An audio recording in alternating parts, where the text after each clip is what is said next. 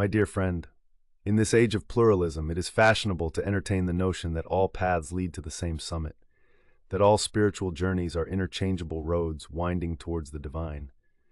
While the intent may be to foster unity, we must be careful not to substitute tolerance for truth.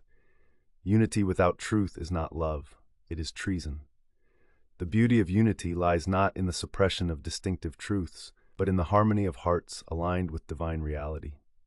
Consider the profound claims of Jesus Christ. He did not merely elucidate one of many truths. He declared himself to be the way, the truth, and the life, and that no one comes to the Father except through him.